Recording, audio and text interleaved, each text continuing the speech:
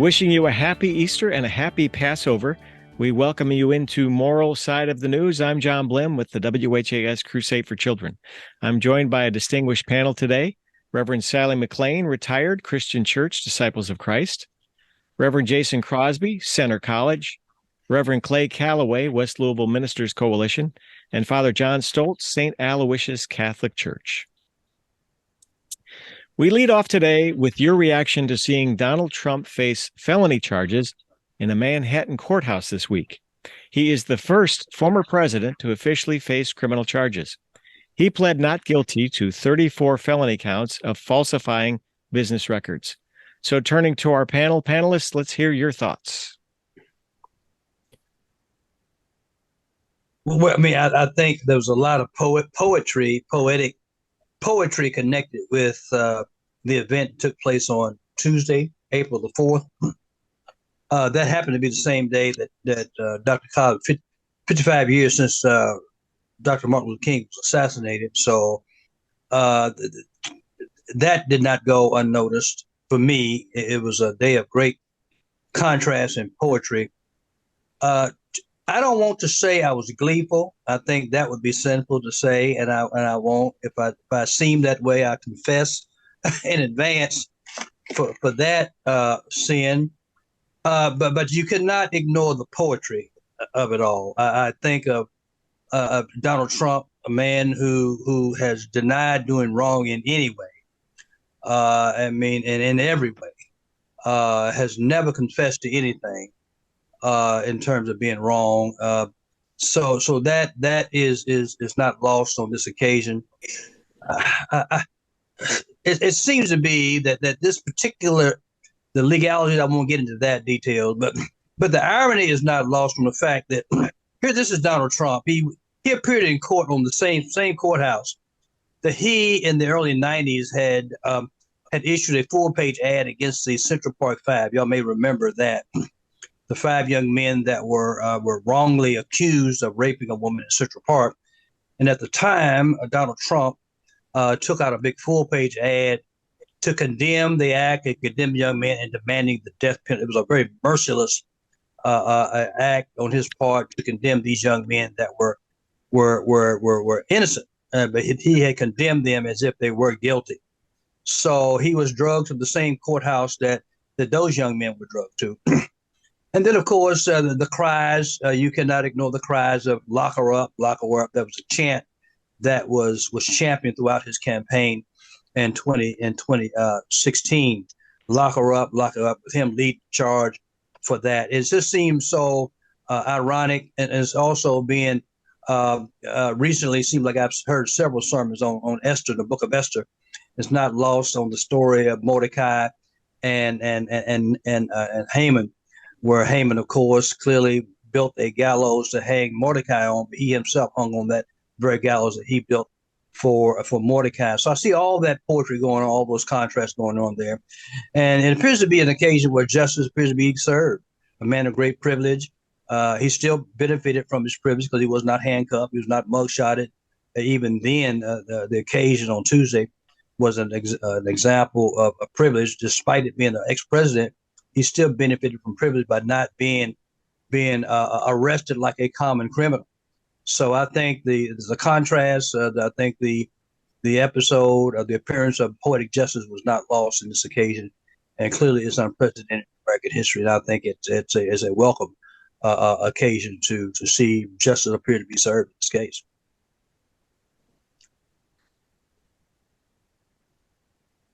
Before and after his arraignment, Mr. Trump has wanted to do a political read on his arrest, his legal issues, and his arraignment, saying that he's guilty of a political witch hunt, and that, and no doubt because of a political reading, his own political reading, those who may take the opposite view may also be tempted into a political reading itself. I think that this situation ought to be read as a citizen who was charged of a crime, and a citizen who was arrested and arraigned in court and who's now a defendant. And that is a read on the story that I think respects the courtroom, because I think that this story belongs in the courtroom, that Mr. Trump has certain rights. He also has certain responsibilities. And for a while, he was literally in custody of of New York State and the court there. And just like any other citizen, that a phrase frequently used found in this story is "no citizen is above the law," and that's where I see him. And I see the story playing out in the courtroom. I don't think it's appropriate to play it out in the political arena myself. And so I just don't think it belongs there. And it seems, as I hear, that there are more legal allegations against Mr. Trump elsewhere in the country. And so this could play out again. And all of the issues basically belong, in my opinion, belong in court. And that's where I see it as a citizen who's now subject to the law. If it's been proven that he's broken, then he may have to pay something for that crime, or if he's bound to be not guilty, then there'll be ramifications there. So, well, a few thoughts that come to my mind. First, regarding the politicalization of the allegations, the charges at this point that have been levied against Mr. Trump.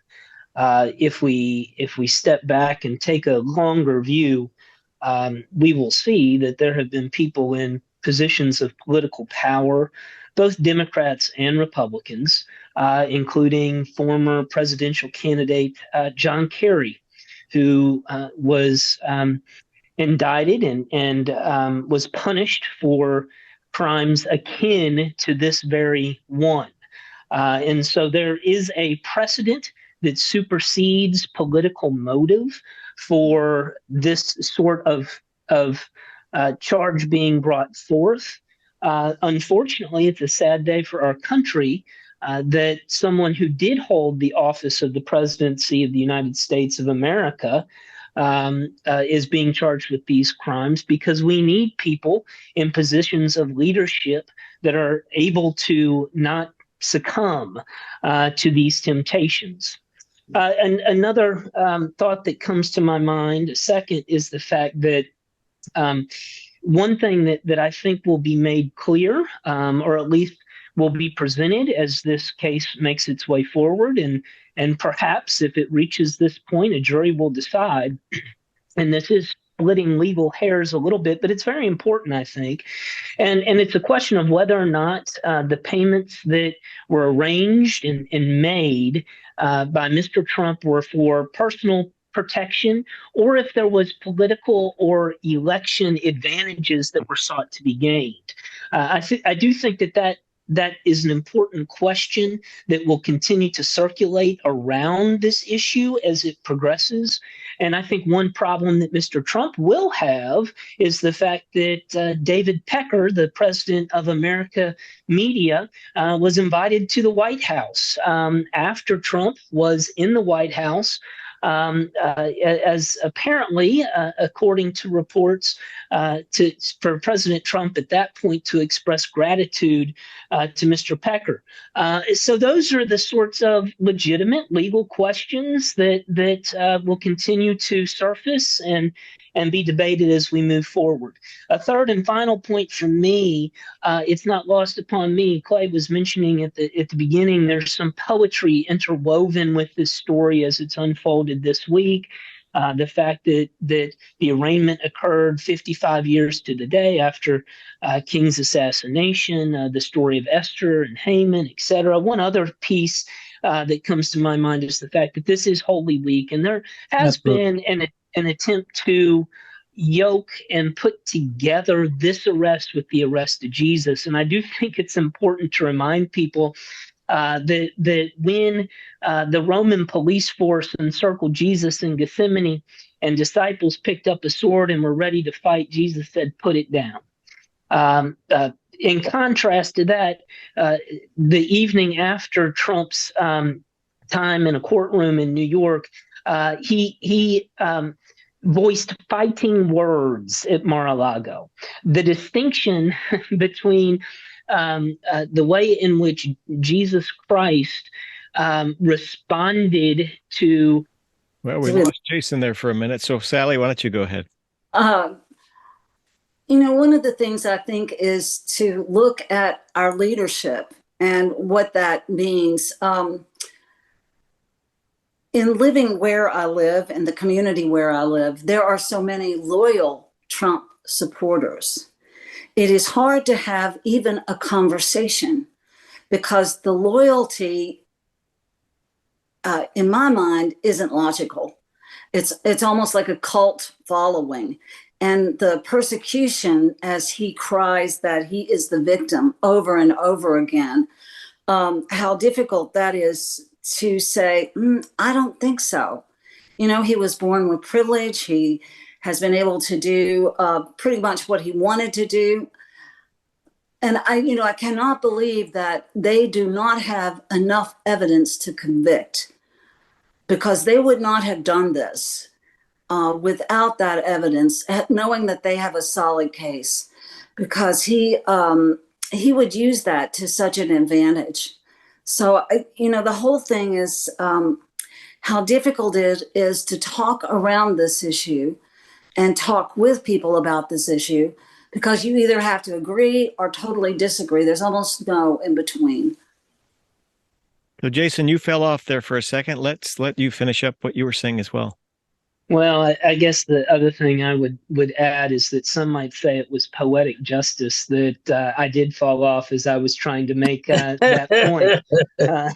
That President Trump's behavior through this process stands in marked contrast and dichotomy to the way in which Jesus made his way through this holiest of weeks that Christians all around the world are remembering. That was the point I was attempting to make.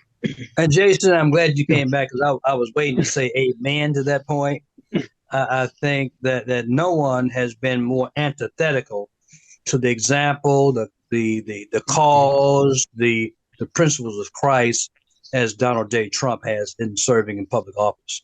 Many from the so-called religious right, who I call the religious wrong, have been rapid to embrace him as the second coming. He's been anything but that. And in every way, in behavior and ethic, or in word and in deed, he's been antithetical to the example and cause of Jesus Christ. So I think that is not lost here as well. I think the fact that it's Holy Week, it's the greatest poetry of all. We forget that Jesus' crucifixion was a political crucifixion. He was caught in the crosshairs of politics, and he was caught in the crosshairs of religion at the exact same time. It was a perfect storm that caught him in the middle. And so for those who have a moral glean of things, who I try to do and have as whenever I can, it's not lost on the contrast. And some of the contrasts are so glaring, it makes the picture much clearer. One thing that helps make a picture clear, you have a novel called Contrast. And the contrast is designed to make the picture clearer. So I think the contrast makes this picture much clearer. And I'm sure that it will become even clearer as we move forward. But I think it was a birthday that was not lost, even with the backdrop of the basketball game that was played last week, was not lost as well. Just a lot of contrast that's been brought into focus this week. And so I'm encouraged. I'm not gleeful, but I'm encouraged about the process moving forward as it has unfolded this past week with respect to the arraignment of Donald Trump. I can't imagine how difficult it is for those who are in the pulpit to try and handle a congregation that is so divisive. I don't know that your congregations, whether they are or not, I know the one I attend is very divisive. And so bringing up the politics is not something you really want to do, because you're gonna divide your church.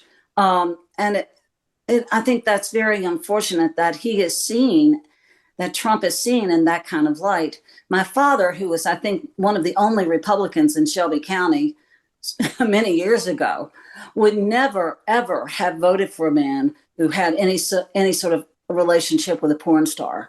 I mean, that would have cut the ice right there. And again, on the other issue with the religion and the politics, it's his bend toward nationalism. You know, when he gets up and hugs the American flag and tells us how proud he is, that is not a symbol of pride to me. I mean, it's just, I don't know. Go ahead. I'm not making much sense, but Sally, I must add that the division, as Jesus himself said, I think it was Matthew 10, I came not to bring peace but a sword. And we forget that the greatest, I guess, opportunity for Christ to show forward is in the contrast of those that claim to say, Lord, Lord, but really, in effect, they have not subscribed to the ethic of Christ. So even though there may be division in church, that may be the base. The greatest opportunity for Christ to shine through is through those divisions. Even Christ himself has proclaimed that. So I would not, even though it may be painful and uncomfortable, it could be an example of God and Christ showing itself strong in a way through these occasions of the contrast and divisions that could, in fact, strengthen not only the church itself, but for those who aspire to the truth of Christ. And I think a blessing could only come from those divisions, in my view. I agree with you, Clay. I think you're absolutely right. It's whether or not the clergy person wants to take that risk. It takes courage. Because they're going to be accused of talking about justice issues. And, you know, Jesus never did anything with justice issues. Well, he did a lot with justice. I know. But in the Bible, he did tons of things. There's over 2,000 references to poverty and justice in the Bible from Genesis to Revelation. So he did tons of things about justice. Even when he spoke his first sermon using Luke in Luke chapter 4, he's talking about justice there. So he talked a lot about justice. I agree. All right, panel, we're off to a good start on our program, Moral Side of the News this week, and we have a second topic to get to right now. Finland has long been known as a neutral country when it comes to politics, but this week Finland joined NATO in the wake of Moscow's invasion of Ukraine more than a year ago. Finland's change of status is a major blow to Russian President Putin as it doubles the NATO alliance border along Russia. So turning to our panel, Moral Side of the News. Panel, what's next? Well, there's no neutral when it comes to right and wrong. The one thing that God is the most nauseated about is neutrality. He despises lukewarm. He'll take you hot or cold. But to be neutral, there's no such thing as neutral. I remember Desmond Tutu quoted one time, when it comes to a matter of justice, those who claim to be neutral stand on the side of evil. So there's no neutrality when it comes to right and wrong. You have to take a stand one way or the other. Choose ye this day. So I'm so glad that Finland was finally forced off the fence. I guess the reality of Russia being the neighbor this long and not on NATO for so long, realized that if Russia is doing what they're doing in Ukraine, then Finland is next. What would stop them from going there? So I'm glad they no longer took their gear out of neutral and decided to be a part of NATO. So I'm encouraged by that. Russia and Putin have not wanted their neighboring nations to join NATO because they feel threatened by it, of course. And so they have just so, in my opinion, Putin was short-sighted in his invasion of the Ukraine, I guess thinking that the nations nearby would just remain neutral and just not do anything. I mean, the fact is that Finland's joining of NATO was a reaction, as Clay stated, to Russia's invasion of the Ukraine. And so, and it was favored by Finnish leadership, favored by the the Finland people, the Finnish people, and so and they joined. And Russia doesn't like the fact that they joined NATO, but I mean, how else could you predict that reaction? I mean, how else could you say it? And if you don't see it, it seems to me to be pretty short-sighted. And so Finland joined, and they're looking for protection, being Russia's neighbors. What, John, to your question about what comes next, I think that even in the days immediately since Finland formally joined NATO, there have been some Russian-backed cyber attacks. There has been saber rattling from Putin and Moscow directed toward Finland. So I think we're already getting a taste of what will come next, which is to be expected, which is increased threats directed from Russia at Finland. But that's not surprising whatsoever.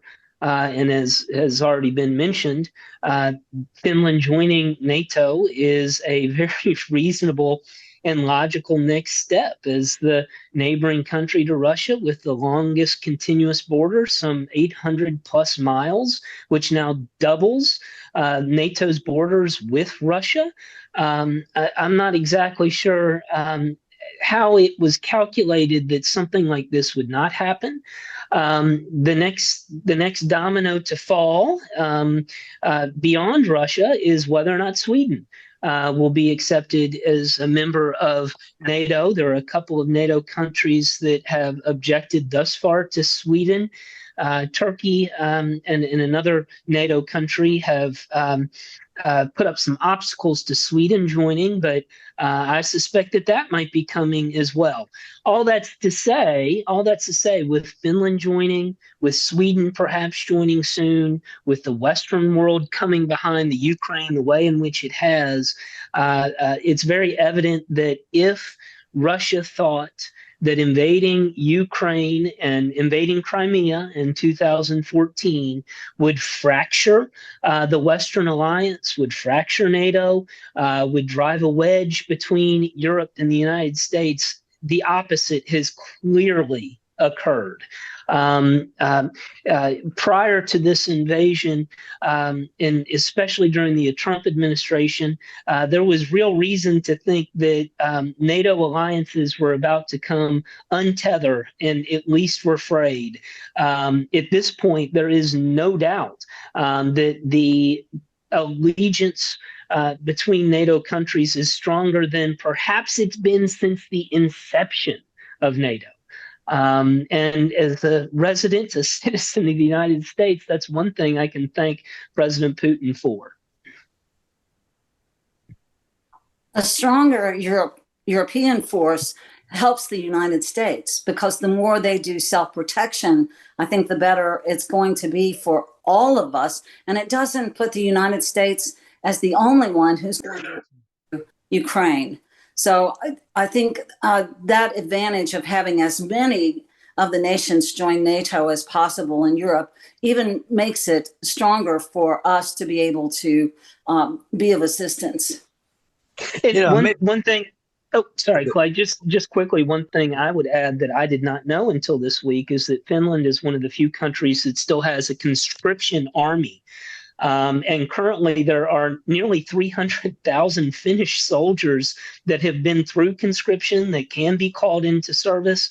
It was noted by a Finnish ambassador in another news report earlier this week that if Russia were to invade Finland in the way that Russia invaded Ukraine, similarly to what's happened in Ukraine, there would be similar resistance in Finland. That Finland has not just been twiddling their thumbs as they have taken an official stance of neutrality. I must watch too many cartoons, but I'm thinking about Finland, and it made me think about a cartoon called Shark. I think it's Shark Attack or whatever like that. But in this case, Russia is the shark with the threatening fin.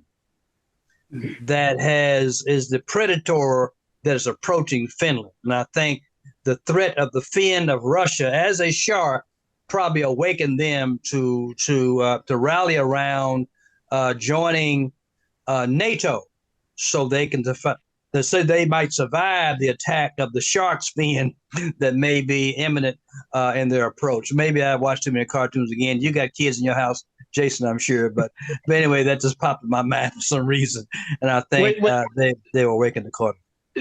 Clay, whenever you see that shark fin, be it a cartoon, a movie, that is one of the clearest and most universally recognized signs of foreshadowing. It's like the movie Jaws. I mean, but that fin showed up before the shark showed up, so you know it's coming. Okay, so I think they must have saw the fin. So Finns know about fins, I guess. So they must have saw the fin coming, so they responded accordingly. In the previous presidential administration, the Trump administration, there was a weakening in the relationship of the United States and NATO. And many of our really close friends and allies put some distance between the United States and us in that time. A lot of American leaders wondered about our relationship with NATO at the time. But of course, since then, especially with the Russian invasion of the Ukraine, the NATO relationship has really strengthened. So one of the questions we ask about NATO in the immediate future is this, in our relationship with it, is that it is in the United States' best interest to have a strong relationship with the NATO nations and that NATO relationship. It is also very clear it is against Putin's interest that we have a strong relationship with NATO. We need that relationship. The other nations need that relationship with us. I think it's very important. And we need to question, I think, anytime there's a threat to undermine that relationship. And John, that reminds me, and maybe this is a good way to put some bows on some things. We've compared Trump's arrest with Jesus. We're talking about Finland and NATO. There's one other image that's, I think, a fitting contrast today, and that was early in Trump's presidency. In the first year or two, it may have been a NATO summit, it may have been a G12 summit, but at one point the leaders were lining up for a photo op, and President Trump pushed everybody out of the way to make his way to the front.